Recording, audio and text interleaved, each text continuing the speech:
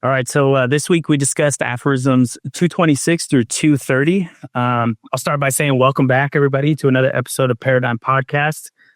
We hope you're having a good couple weeks, these past couple weeks. And we are going to be discussing Beyond Good and Evil by Friedrich Nietzsche. We're continuing our reading of the chapter titled Our Virtues.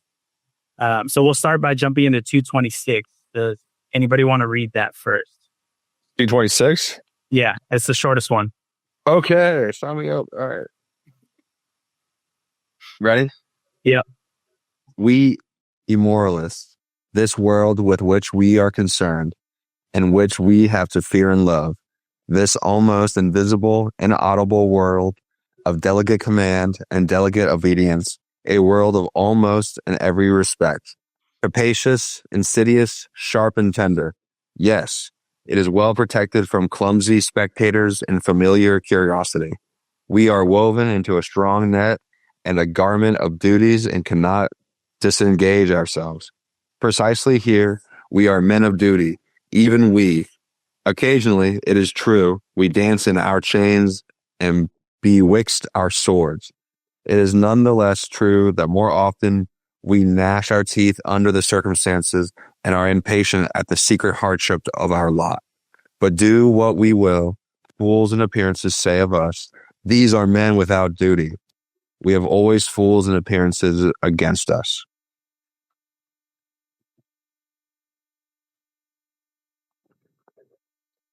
Yeah. Yeah. Men of people will that guy do. I do like this one line where he goes, precisely here, we are men of duty, even we occasionally, it is true, we dance in our chains and bewixt our swords. I don't know, what that mean to you guys? I felt like it reminded me like the Jordan Peterson thing is like, despite it all, we like decide to try anyway type of shit.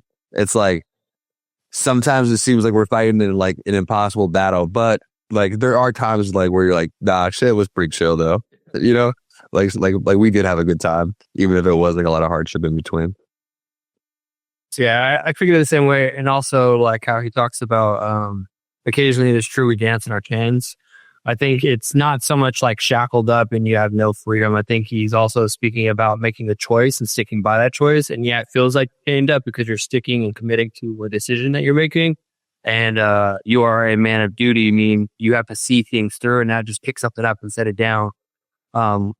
Then some people are really good at it, some people aren't really good at it. And so I also took the way he explains we dance in our chains as such is the commitment to purpose and so fulfilling yourself like as a man of duty, especially anything you do in life. It's just not picking something up and setting it down. And so at times that could feel like you're chained but I definitely towards the end of that section, I definitely picked up what John was saying with Jordan Peterson. It's almost like you have to recognize there's suffering at every turn in life. Like you choose your heart, you choose the choices. There is no easy path. You want an easy path. You're going to choose the hardest life. I took it as, so he's describing these immoralists, right? These new types of thinkers.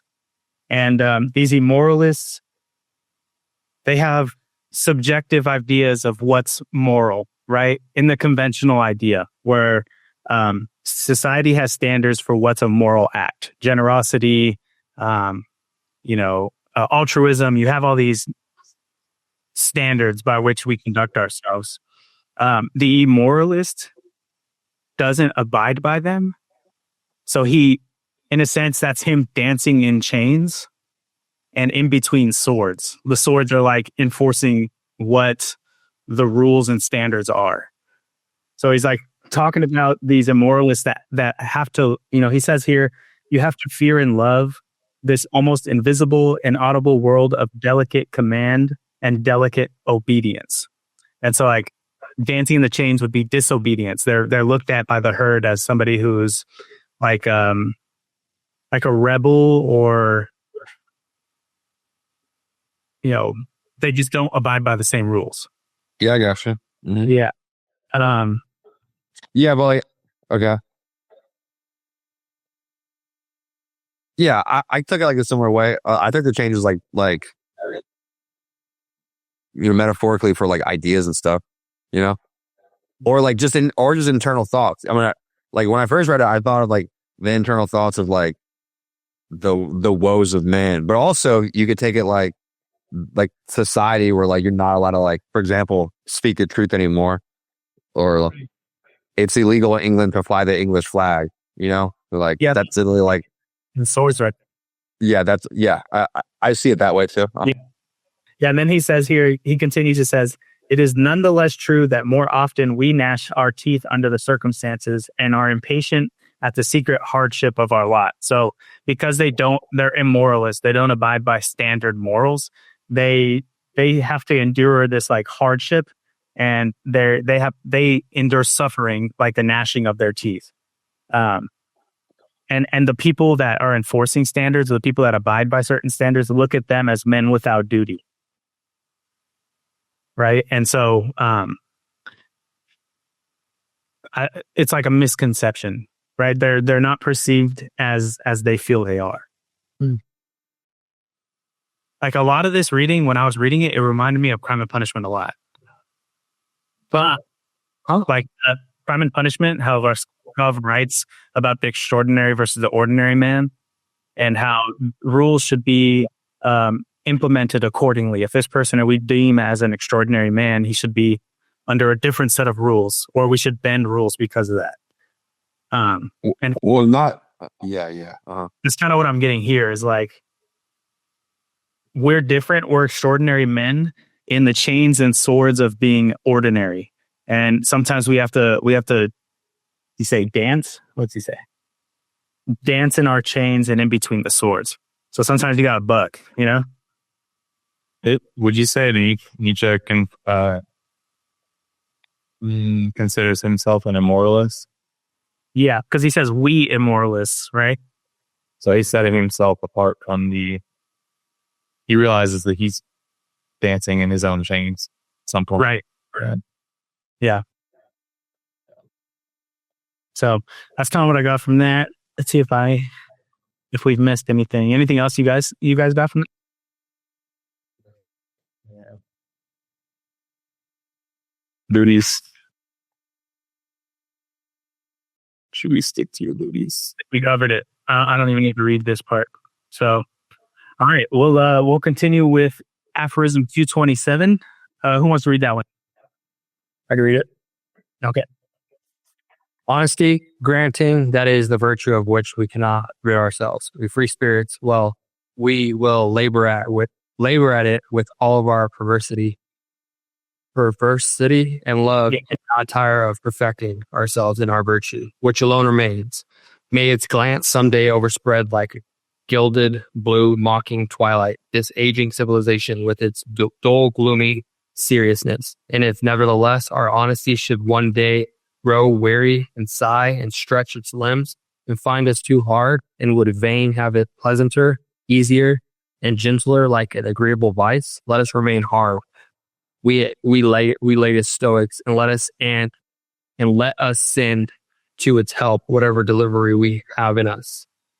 Our disgust at the clumsy and undefined, our Nietzsche and Vietnam, our love of adventure, our sharpened and fastidious curiosity, our most subtle, disguised intellectual will to power and universal conquest, which rambles and roves habituously around all the realms of the future. Let us go with all our devils to the help of our God. It is probable that people will misunderstand and mistake us on that account. What does it matter? They will say their honesty, that is their delivery, and nothing else. What does it matter? And even if they were right, have not all gods hitherto have been just sanctified, rebaptized devils? And after all, what do we know of ourselves? And what the spirit that leads us wants to be called? It is a question of names, and how many spirits we harbor. Our honesty, we free spirits. Let us be careful lest it become our vanity, our ornament, and ostentation, our limitation, or our stupidity. Every virtue inclines to stupidity, every stupidity to virtue, stupid to the point of sanctity. They say in Russia, let us be careful lest out of pure honesty, we eventually become saints and bores. Is not life 100 times too short for us to bore ourselves? One would have to believe in eternal life in order to. All right. Let me take a stab at it. Okay. All right. So these are my thoughts. I wrote these out, and so let me know if I miss anything. So I said, Nietzsche believes morality is individually specific. The immoralist understands this idea, but they are bound by societal standards, chains and swords. He states, what does it matter when referring to standards? The people instilling the standards believe in someone just like the immoralists that played by their own rules. The immoralist truly only has one virtue, which is honesty. However, honesty can become vanity as well. So they should remain self-aware of their reasoning. The idea that morality is individually specific kind of spans a large part of this book, right? It's not, he's talking about general utility, coming up with rules that are applicable to everybody, that everybody needs to abide by. Nietzsche doesn't believe in that. He thinks rules are individually specific. And then the people that understand that have a tough time inside the chains and swords of societal standards. Mm-hmm. And the one thing there's a couple things I found really interesting in this one. I think this is the best aphorism we read. But he says, it is probable that people will misunderstand and mistake us on that account. What does it matter? They will say their honesty. That is their devilry and nothing else. What does it matter? And even if they were right, have not all gods hitherto been such sanctified, rebaptized devils? So he's like, all religions, their figure is somebody who is conducting themselves as I am, as an immoralist. Jesus broke the rules of what it was to be a Jew, right? And created Christianity. So he was an immoralist in the Jews' eyes. And so by instilling their chains and swords on people, they're not allowing for the potential of something like that happening again. You kind of lost me with the whole baptize devils again with the gods. I kind of know what you mean, but like, this is biased to me. But Jesus, Yahweh is like the original God. So like, what's his rebaptized version of it? Like you reference Jesus, but like Jesus is supposed to be just God again. I understand that the Jews don't agree with that, but then like, what's their version of that? You know? Oh, so you're saying like, well, I guess Moses would be that. The various figures throughout the Old Testament. No, see, yeah, I don't get that then. Okay. Let's see.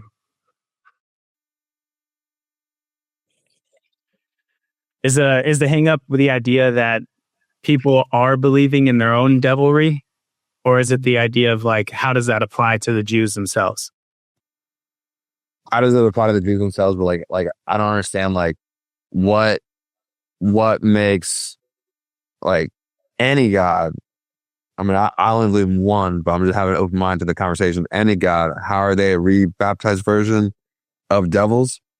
Because like they're a devil to somebody else. Is that the argument that you're trying to make?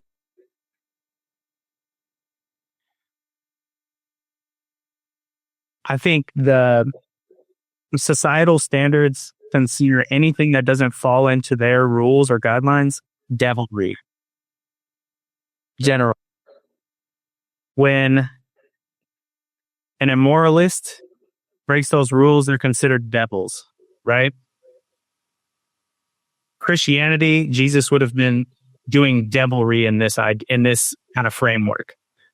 How it applies to the Jews, I don't necessarily know. I feel like it would be more of the individual characters, like Abraham. Abraham had a different code of conduct, seeing as he was favored by God, and he did things that maybe went outside the scope of tradition and orthodoxy, and that would be a form of devilry. Okay, I get the general idea. Yeah. Sure. Let's see here. Okay, well, I like the end of it. I think it alludes to an idea he has later on, like the eternal return, the joke he makes about Russia. Let us be careful, lest out of pure honesty, we eventually become saints and bores. Is not life 100 times too short for us to bore ourselves? Which I like, by the way. I think that's funny. One should have to believe in eternal life in order to, and ... And I don't think he's really ever used ... Like it's like he's purposefully alluding to something. Yeah.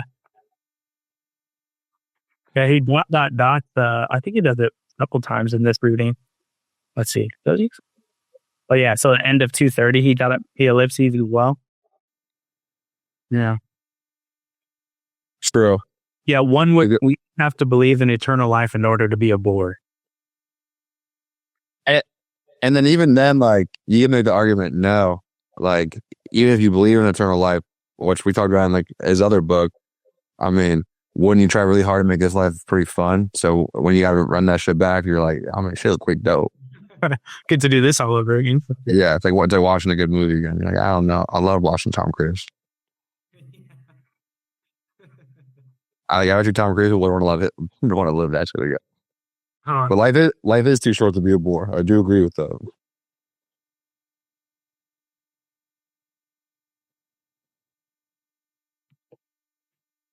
You got all to say, Jay? Yeah. Break it down. Let's hear it. Yeah, I got how the aphorism applies to the modern reader section generated by AI, and it gave me 3 different ones. So there's one that's in personal development. It says, Nietzsche reminds us not to idolize even our own strengths. Are you honest to a fault? So much so that it makes you cruel or dull.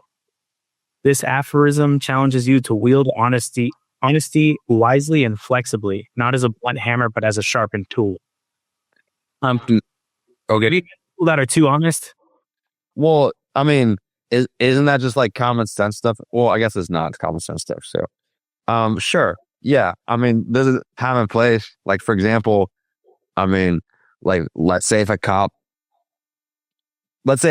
comes to your house without a search warrant or whatever. Like, if he asks you point blank questions, like, you don't have to answer him at all. Like it's against the law, actually, you know? But some people, they're like, they're a cop, I should trust them. It's like, a lot of them are not reasonable people, you know? Like, that would be an example to like withhold the truth because of like a situation. Another one would be like, let's say, you're married and your wife asks you, like, if you thought someone was hot or whatever. I don't know. That's probably not a good example.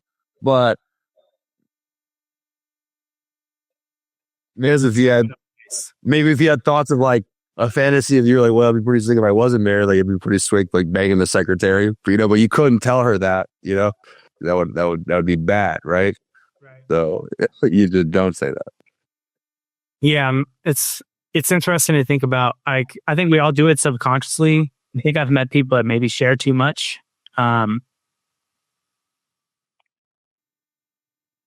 I think we've all had moments where I come home after work or come home after something and you're like, why the fuck did I say that? You know? I think that'd be too honest to a fault. I like the idea of using it as a sharpened tool. My dad, when I was young, he said a lot, there's a time and a place. There's a time and a place. And I think that's such a valuable idea, isn't it? You know? It's time and place. One of the Hanley mottos. Another one here was in intellectual culture. Think of the way modern discourse can become sanctimonious. So like virtue signaling. So where intellectual rigor becomes a kind of posturing and debate turns into a dull performance. Nietzsche would ask, are you seeking truth? Or are you just wearing the badge of honesty to signal superiority? So like, when Canada has their parliament meetings, before they even start, they're like, we would like to acknowledge that this land belonged to these tribes beforehand, and this and that, and blah, blah, blah. And it's like, are you really doing that? Or are you just putting this badge on to signify to everybody that, we're superior, or, some sort of I don't know, is virtue signaling, really. Yeah. Wait, a form of honesty that could be. Can you read the what the AI gave you again? The what? What did AI say about the one we just read? The last one he just read. Yeah, he said intellectual rigor becomes a kind of posturing. A debate turns into dull performance. Nietzsche would ask, are you seeking the truth, or are you just wearing the badge of honesty to signal superiority? It's pretty much like, have you seen the video where like the guy gives blood and they go, here's your ribbon that you're supposed to wear? And he's like, I don't want it. And they're like, you have to wear the ribbon. And he's like, I don't want the fucking ribbon. They're like, you have to, And it's like, it's like that, but it's like, not like, that's how those people think. It's like, they like, what's the point of giving blood if no one knows you gave blood? Like that's how they think, Like why the mask have like such a success? It's like, see how I'm wearing the mask? See how I have such a big heart for humanity, and like people who don't wear masks, yeah, I'm superior than you. People who don't wear masks are empathetic. They don't think about humanity, and they want your grandma to die. So no, For the vax. yeah, it's like, no, I fucking thought about it, and I said I'm not going to do that. So I'm sorry that you disagree with me, but I don't think you're smarter than me. Right. So it's like because they're wearing the badge, they're somewhat superior, and arguing the point doesn't actually matter. Like, look at him. I made the right call. That hurts with me. Yeah, it's like debating kind of like, let's say, trans stuff. And rather than debating like logic, you would just go, I believe trans life has to do whatever. Have you seen that woman senator, Jamie? Pull up the clip. Woman senator, where she's literally like standing on this like podium. She goes, trans women are women. Trans women are women. Trans women are women. They're like, this is why we should have never let women into politics. Like she's not even making an argument. She's just saying a slogan. So she's literally doing this. It's like 2 legs bad, 4 legs good. Literally, she's like, I got the new update. Trans women are women, and that's that. Chip in, dude. They put the chip in. Yeah. Yeah. All right. Well, that's all I got for, what is that? 227? Yeah. Sir, I'll go ahead and read 228. So I'll start. I hope to be forgiven for discovering that all moral philosophy hitherto has been tedious and belonged to the soporific appliances, and that virtue, in my opinion, has been more injured by the tediousness of its advocates than by anything else. At the same time, however, I would not wish to overlook their general usefulness. It is desirable that as few people as possible should reflect upon morals, and consequently, it is very desirable that morals should not someday become interesting. But let us not be afraid. Things still remain today as they have always been. I see no one in Europe who has or discloses an idea of the fact that philosophizing concerning morals might be conducted in a dangerous, captious, and ensnaring manner. That calamity might be involved therein. Observe, for example, the inevitable English utilitarians, how ponderously and respectably they stalk along, and Homeric metaphor expresses it better. In the footsteps of Bentham, just as he had already stalked in the footsteps of the respectable Helvetius. No, he was not a dangerous man. Helvetius se senator poco curante, to use an expression of Galliani. No new thought, nothing of the nature of a finer, turning, or better expression of an old thought, not even a proper history of what has been previously thought on the subject, an impossible literature, taking it all in all, unless one knows how to leaven it with some mischief. In effect, the old English vice called cant, which is moral Tartuffism, has insinuated itself also into these moralists, whom one must certainly read with an eye to their motives if one must read them. Concealed this time under the new form of the scientific spirit.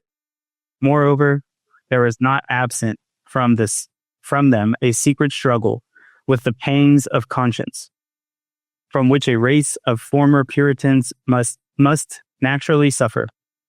In all their scientific tinkering with morals, is not a moralist the opposite of a Puritan? That is to say, as a thinker who regards morality as questionable, as worthy of interrogation, in short, as a problem? Is moralizing not immoral? In the end, they all want English morality to be recognized as authoritative inasmuch as mankind or the general utility, or the happiness of the greatest number. No, the happiness of England will be best served thereby. They would like, by all means, to convince themselves that the striving after English happiness, I mean after comfort and fashion, and in the highest instance, a seat in Parliament, is at the same time the true path of virtue.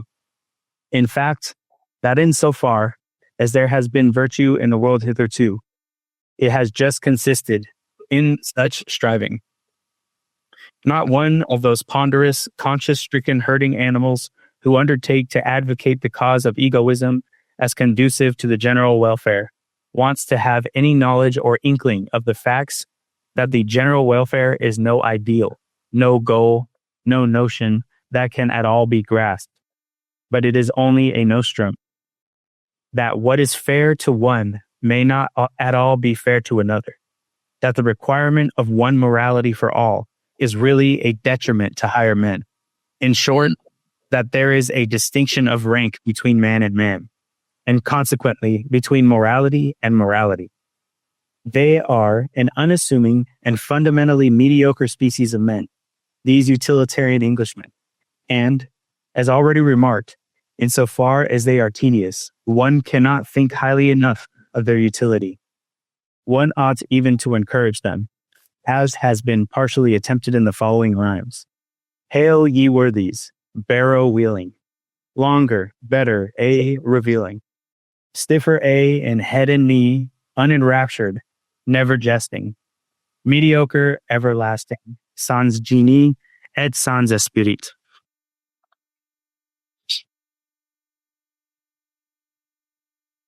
So that last sentence is without genius and without wit. Okay. So, I mean, this is kind of like what we were talking about before, but like very, what's the Dostoevsky book we just read? What was it again? Crime and Punishment? Yeah. Very Common Punishment, where it's like sometimes, let's say you have a team, and like, it's like the whole meme. It's like, you have $1 million and like, here's 20 players you can pick from.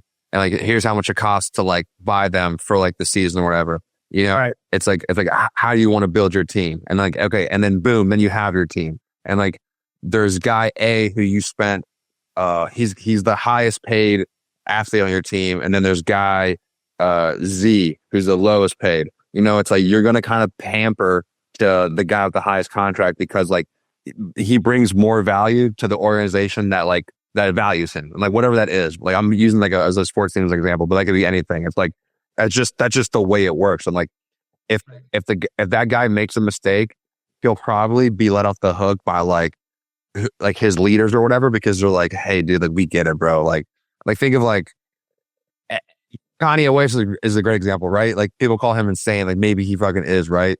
But like it's because he's like high levels of like of genius and value what he brings to like what's he done for music, like all that type of stuff, like people just get all of that fashion, all of it, right? So like, yeah, of course, like of course when like you measure him for a normal person, like he's obviously not normal, but like the contribution he's done to the world, like the thumbprint he left on the world is so much bigger than like you kind of have to readjust, like you have to give him more room to breathe, within reason. Right. Like swastika iced out chains. Right. And even like the most local level, like when I was dealing with that work or whatever, it's like, well, I thought, and it always has typically in normal working areas that like, yeah. So Yeah, I mean, based on people's priors, like that's one thing about Crime and Punishment I really liked is he got this punishment, right, and he had to go serve time in this jail, but they evaluated his whole story, right, pre and post the murder. I think that's important. I like that way of evaluating justice. Like, who was the person prior? Who was this person post? And like, what was the reasoning for it? And then we can make a determination. and he did still serve, like it's not like he got out scot-free. So, but like in the grand scheme of things, like, was it like a happily ever after fairy tale? It's like, you could maybe still make the argument that it was, but like accordingly, like Raskolnikov got what he deserved, and maybe more too, because there's a love interest at the end. Right. So, yeah. It's an interesting idea to have, I like his quote. He says, what is fair to one may not be fair to another. And I like that. And even making that apply towards government, right? Like politicians, do you think politicians should vote based on who they represent or vote based on what they think is right? Yeah. I mean, should politicians be able to trade stock? Like, right? It's like, no, but like maybe, but if you're just a normal person, you should be allowed to trade stock, but like, because they're politicians, like the rules are different for you now, like even in a different way. Right. So I do like that idea, like we have to enforce justice based on. I mean, it's just, it's just the truth. Like, imagine if like the test in school was like, can you dunk a basketball? You'd be like, well, this isn't really fair. But then also like there are. Yeah, but there are tests like that are like also everyone's not like intellectually inclined as well, and they're getting tested in those fields, and then they feel like this isn't very fair, and like it's like sorry, buddy, like we don't make like I guess we do make the goalposts, but we make them for a fucking reason, Yeah. It's like that way, like you have to be good at this if you want to do stuff that's related to that. If not, go look at different goalposts, but like not everything's equal to you. Yeah, that idea of general utility that he brings up is interesting. Like you're saying with school, if you want to be an engineer, you don't necessarily have to have the best PE grades, Right. And so legitimate account. But the second you like would like elect to take PE class, let's just say whatever, then like you're expected to be like gauged at like at everyone else included, just like just the same way if you would like elect to take like an engineering class. They're like, hey buddy, if you can't do math, you can't be in the class. Like nothing against you, you just can't do math. It wouldn't make sense. Right. Yeah. So general utility is good in a sense for like finding the goalposts, but doesn't apply if you want to do something extraordinary. Well, you would just blow the goalposts out of the water. Like you'd be setting records. They would widen the goalpost because of you. Right. There's no wall at the end of the end zone, Just keep on running. Yeah. You could just keep on going. Yeah, exactly. Like you would redefine like what is a goalpost. Like the construct would still be there, Yeah. The idea that you can't run a mile in under 4 minutes. Exactly. That's like a great example. Like it had never been before done. And then since they've done that, like more and more people are able to do it. Like that's become the new norm, because like you proved that a human can do that, which before they thought it was impossible. Right. Yeah. That was a good example. That one was really long for me, honestly. Oh yeah. I was like, whoa, dude, what is he saying? That one, Durf. Yeah. All right. Anything else to add, guys? No.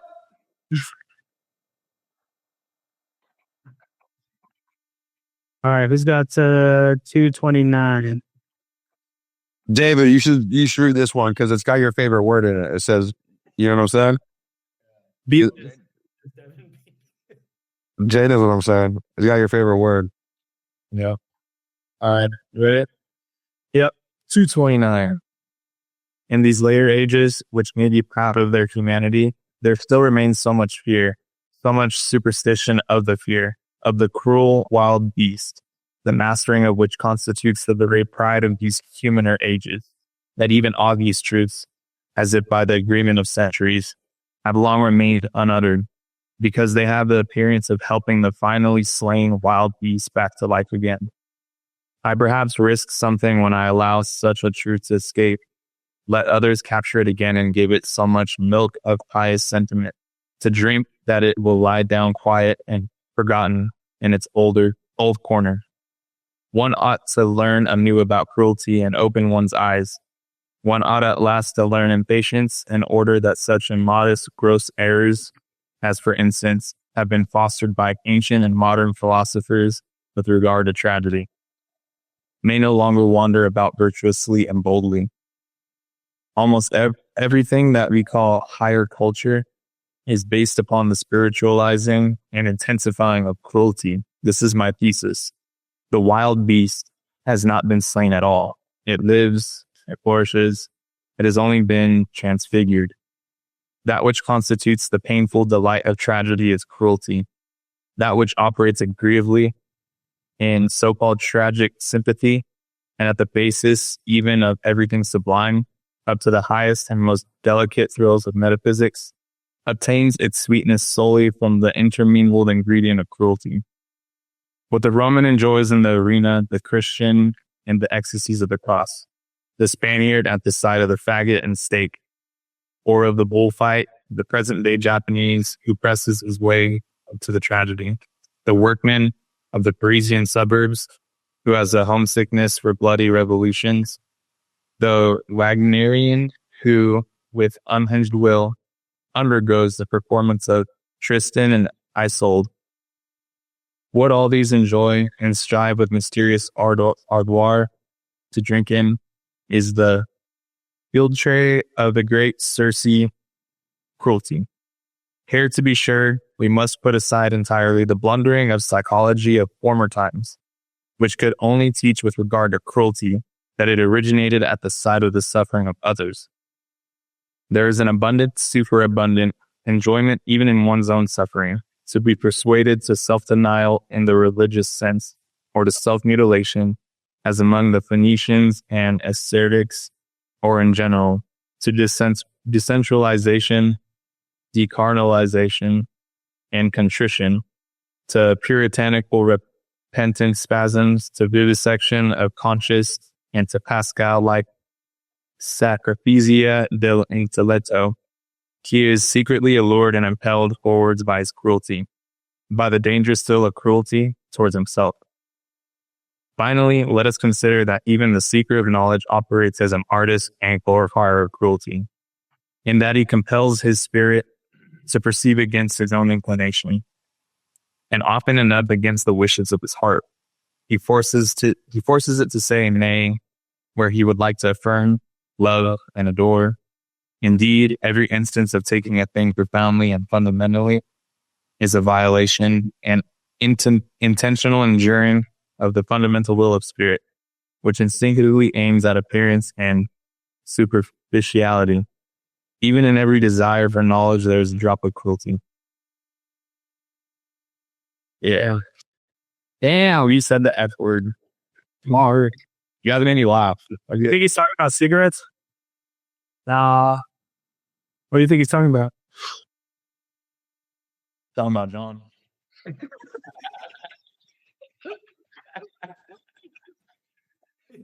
Good, Johnny Reed. Oh, good. That's really good. I was muted because I said something. I said, cut that. I said, never mind. Don't worry about it. So we good then. That was the Lord protecting me. He already did. Yeah, he already said it. Oh man. I think he is talking about a person, dude. I don't know. I tried to put cigarette in that sentence, and I was like, I don't know. Let's see. Nah, bro, I was talking about homosexuals. Homosexual. Bullshit. Let's see here. Yeah. I mean, he's literally saying when a Spanish person sees a gay person, they're like, ew. Yucky. The Spaniards back in the day, huh? Now you guys know why the way I am. Let's see. All right. I got a summary on this one because it was so much. It was a lot, man. Here's what I got, unless somebody else wants to take a stab at it before I go. No, go for it. All right.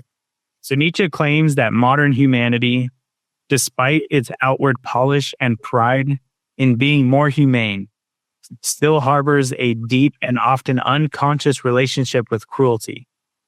Rather than eliminate it, society has transfigured it into higher forms like tragic art, religious ecstasy, self-denial, and even the pursuit of truth.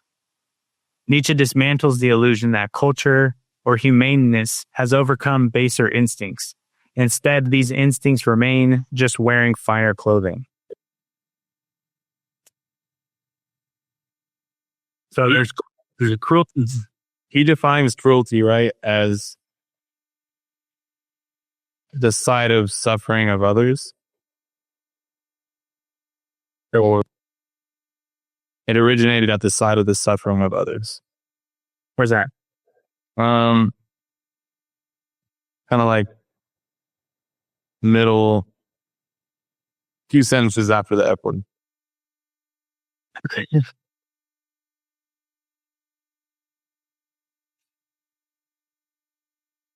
This is like, see that rap song when they say the N word and like you're singing along, you're like, am I allowed to say it? Like in context or no, because like, I'll be reading it from the book. No, I'm not saying it. Like Nietzsche said it, not me. Like Jay-Z said it, not me. You know, I'll be just singing along.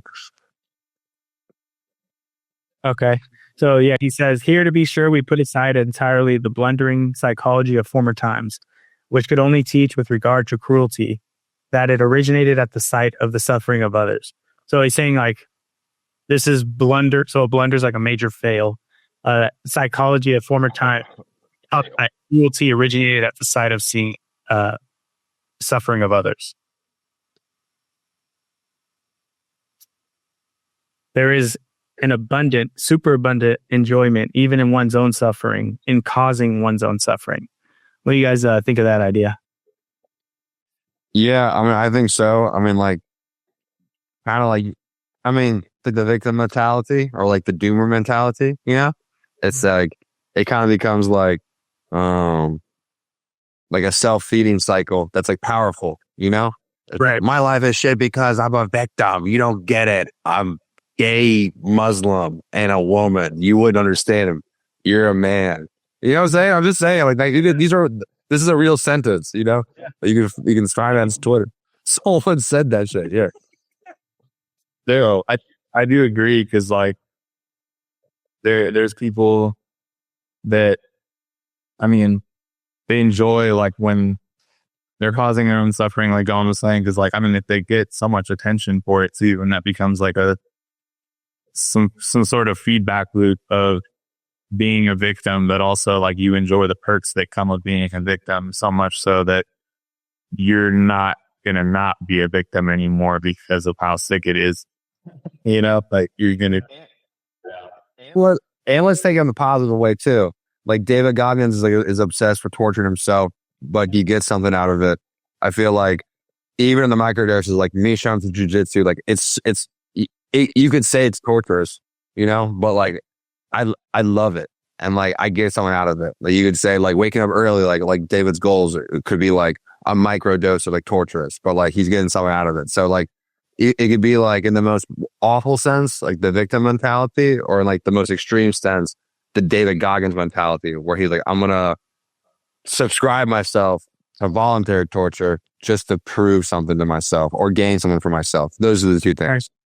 Yeah, I mean, some of my biggest mental growth happened after something like a breakup or something, just something cruel, you know? Well, that would be because then you would have, that's like a catalyst of pain. Right. You know? David Goggins' whole thing is that like, no need for a catalyst. I choose pain every day because I love it. You know, yeah, you could say that. Yeah, he is the catalyst. Yeah. And I think that's what he's talking about with these like immoralists, like this new type of philosopher. The idea of avoiding suffering isn't in their playbook. Their idea is to do the opposite.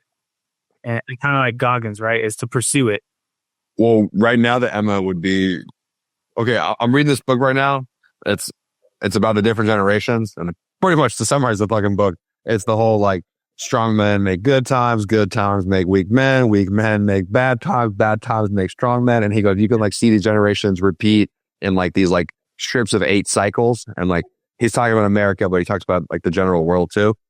And it's kind of that same shit. It's like right now, like the subscription that's like pretty much like very like with intention, like this should be everyone's way of thinking, is that like you should run away from things that make you uncomfortable.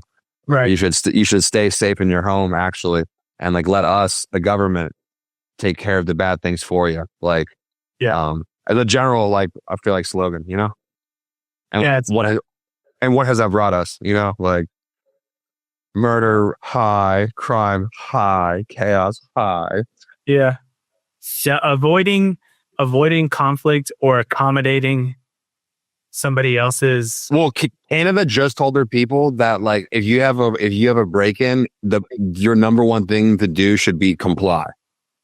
That's what the Canadian police force just told their people. That's crazy.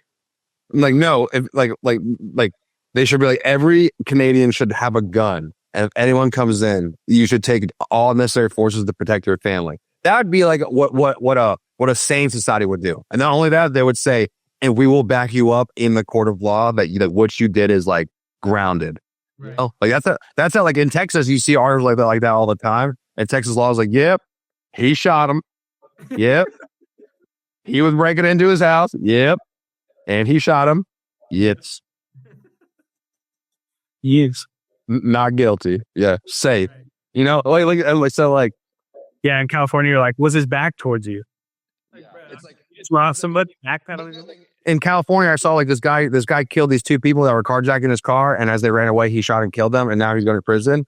And he's like, well, fuck. I mean, like, I don't know. Like, maybe they shouldn't have broken into my house and been in my fucking garage. How about that? You know? That sucks, dude. That sucks. Yeah. Canada's like, let them fuck you. You might get to live till tomorrow. Let them rape your daughter. Comply. Canada going, I can't believe it. I can't believe these Western countries, how they've just folded. Well, you get, yeah. Too far down it, but. Well, yeah. So that's off the air episode. You guys on, but. Yeah. I don't know. I do. It's Canada. I don't know, bro. A lot of rumbles that Alberta wants to leave. Alberta and Saskatchewan. Like that would be possible, yeah. You could do that. We could do some sick backpacking, eh? Oh, hell yeah, eh? Hey.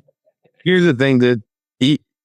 Even those guys, like, they're just right of like the extreme left, which is Canada, but to American standards, they would be still considered very left. Yikes. Like they're part of the problem, by the way. You know, like they let their country get like that. Oh, so commies. Yeah. Canadian commies. Problem. Yeah, fucking commies. I just got done watching the Lord this too. It's bigly. All right, 2:30. All right, song.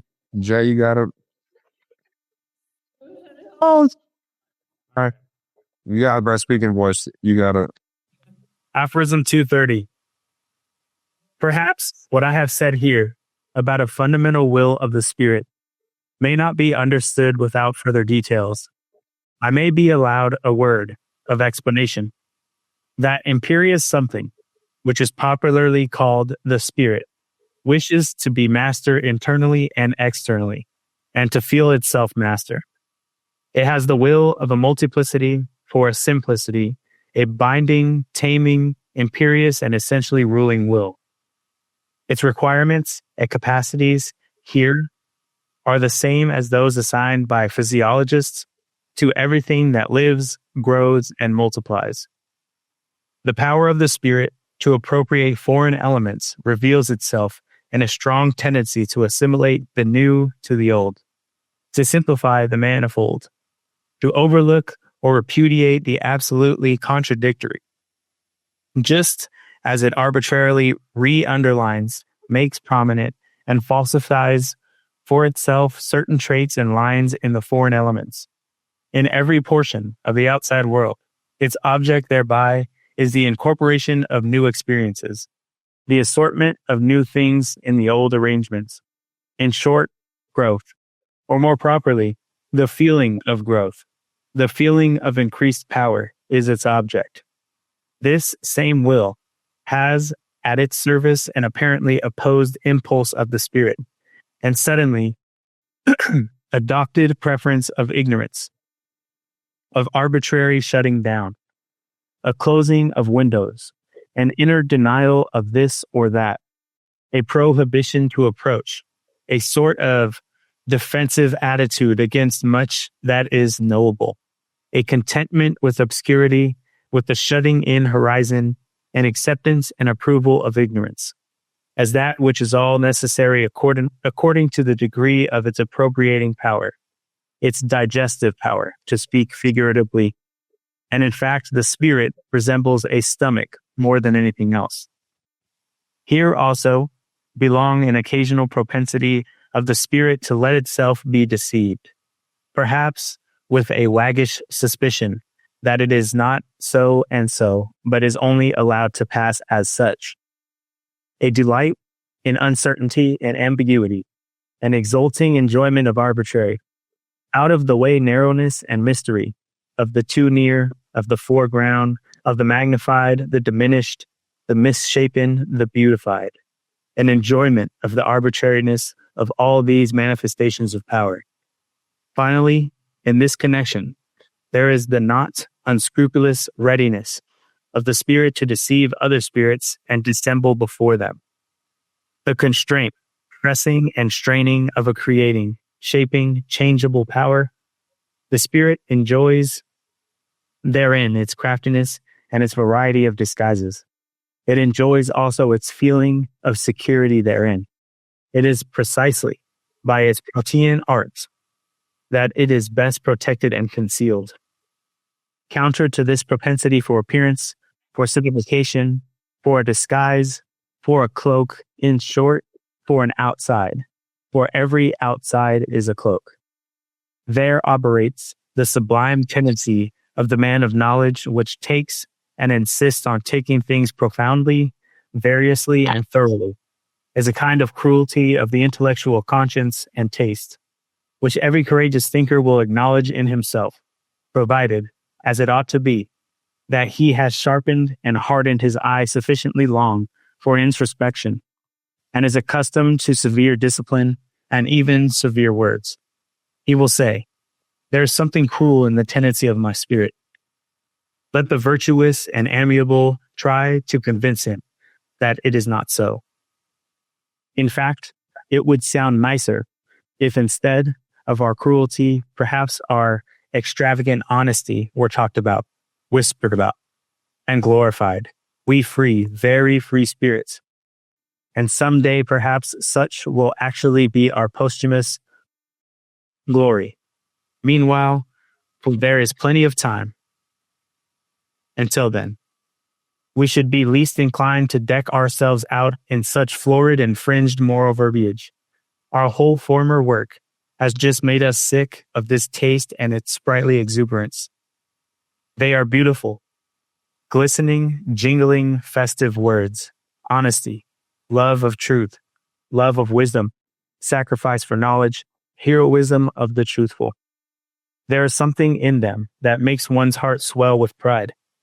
But we anarchites and marmots have long ago persuaded ourselves, in all the secrecy of an anarchite's conscience, that this worthy parade of verbiage also belongs to the old false adornment, frippery and gold dust of unconscious human vanity, and that even under such flattering color and repainting, the terrible original text, homo natura, must again be recognized, in effect, to translate man back again into nature, to master the many vain and visionary interpretations and subordinate meanings which have hitherto been scratched and daubed over the eternal original text, homo natura.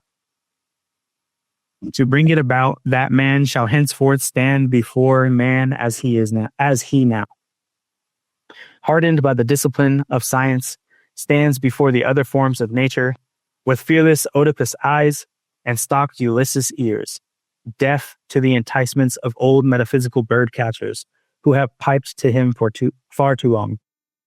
Thou art more, thou art higher, thou hast a different origin. This may be a strange and foolish task, but that it is a task who can deny. Why did we choose it, this foolish task? Or to put the question differently, why knowledge at all? Everyone will ask us about this, and thus pressed, we, who have asked ourselves the question 100 times, have not found and cannot find any better answer.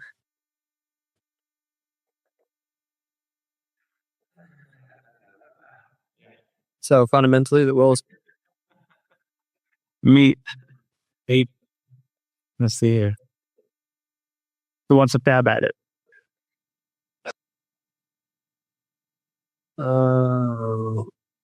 Nate.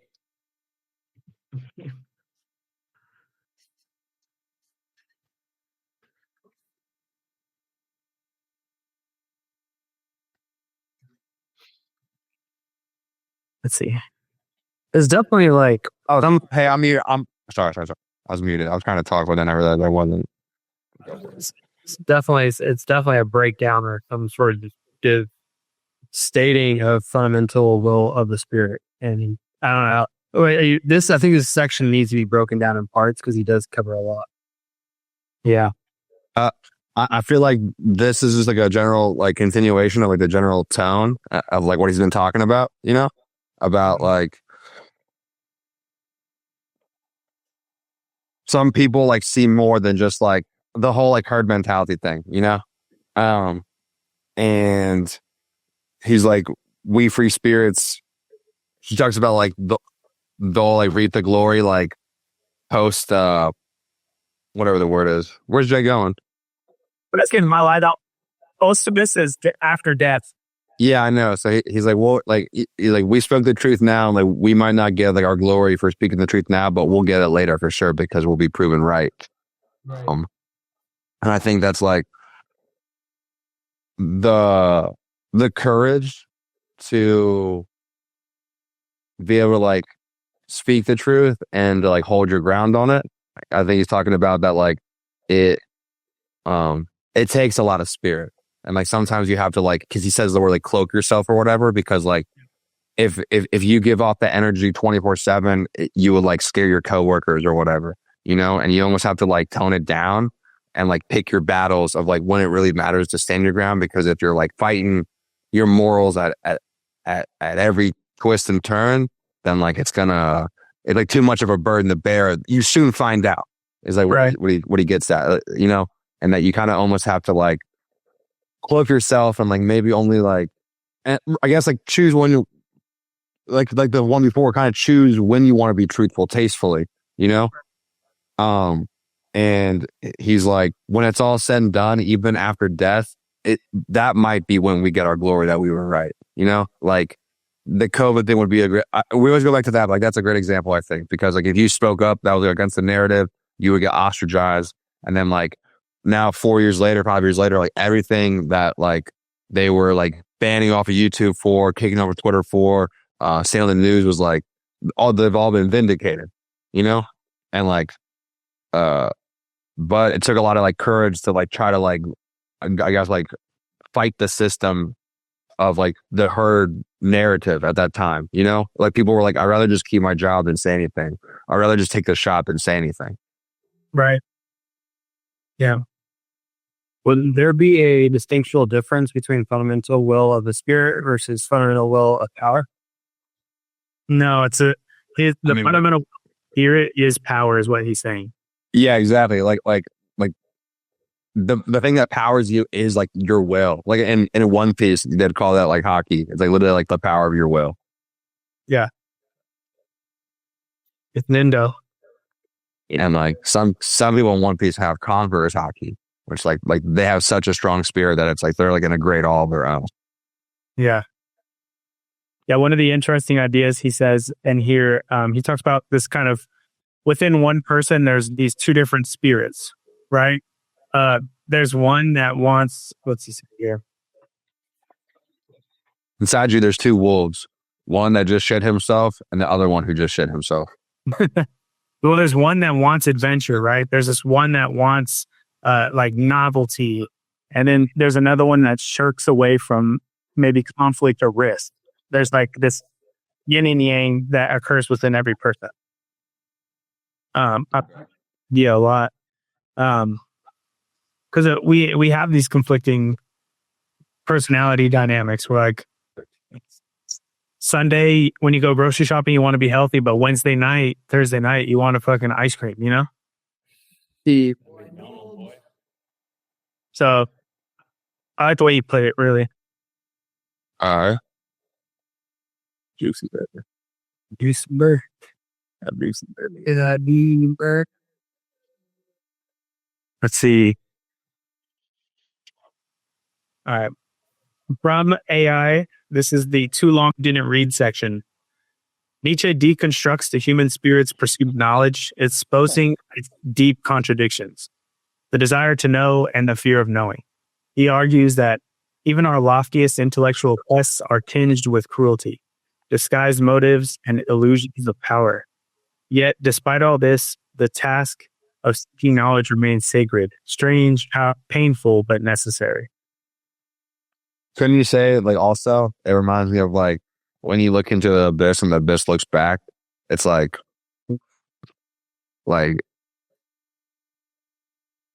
you really want to learn something really, really, really bad because, like, whatever it interests you or whatever. And then, like, you learn that, and, like, what if the truth doesn't satisfy you? You know? What if, like, you've been working really long? Like, let's say, like, you're working on, like, a thesis for, like, school or whatever. And, like, you even have, like, some sort of, like, confirmation bias that you want to see your idea right. And then, like, you finish the conclusion and, like, you're wrong. Like, and, like, you're like, fuck, dude. I wish I would have never known the truth. I guess. You know? Yeah. Or like, a real person would have been like, okay, well, at least I know that, like, that's wrong. I can move on now. No, I mean, you see that a lot even in, like, scientific literature. Like, you have evidence of sedimentary melanges, but people refuse to believe it, you know? No. They'll continue to write papers on tectonic melange when, you know, that's very niche stuff. But you see that even in science, right? Like, that's what I'm getting at. Yeah, exactly. Right. Even the COVID thing, like ivermectin was off the table, right? But the people that were trying it were seeing positive results. We can't just not look and see that, you know? And then on the flip side too, like, what if you learn a truth and then, like, it leads it to, like, they always use the word rabbit hole, you know? It's like, don't listen to Alex Jones to lead you down the rabbit hole. It's because, like, maybe sometimes the more truth you learn, it can become like a downward spiral. You're like, the whole world's controlled by people that live underground and, like, the earth is flat type of shit, you know? Then, like, you're like everything's fake. Like, one thing I was reading about, more like I listened about, is that, like, some people post COVID, like, their brains got broken. Like, some people, like, they're, like, still in fear. Okay, those are people who still wear their masks today. Like, they live in constant fear. There's other people who, like, their illusion of like how the world worked and how, like, things are safe and like we should trust the government, like, that's been broken. And, like, now they're so far at the deep end, like, they think that, like, the earth is flat and, like, aliens talk to the White House because they're like, okay, they're like, if my whole life's been fake, everything else must be a conspiracy theory. Like, everything must be a conspiracy if, like, my whole foundation of everything has been, like, shifted. Which is, like, it's too much truth for them to handle. Like, they weren't ready for all that. Right. Yeah. I mean, COVID. That's perfect. Perfect way to see it. You start seeing contradictions, and then there's the desire to know the truth. Like, there was a 99% survival rate, and then the fear of knowing the truth because you might get ostracized for knowing it or speaking up about it. Yeah, lose your job over it. Right. So, cruelty. Cruelty is to be a friend, not to be avoided. Kind of what I'm getting from a good amount of this reading this week. Yes, sir. Yeah. Yes, sir. All right. That's it. Out. Yep. Thank you guys so much for tuning in to another episode of Paradyme Podcast. That was aphorisms 226 through 230. We are about 60 away from the end. So, it still might be a little while unless we speed it up a little bit. But if you guys are reading along with us, thank you so much. Drop a comment down below if we missed anything. We'd love to hear from you. Follow us on all our social media platforms. Hit that like button, subscribe button, hit that little bell next to it so you can be updated when we put up a new video. Again, thank you guys so much for tuning in. And remember, who you are now equals who you'll be tomorrow.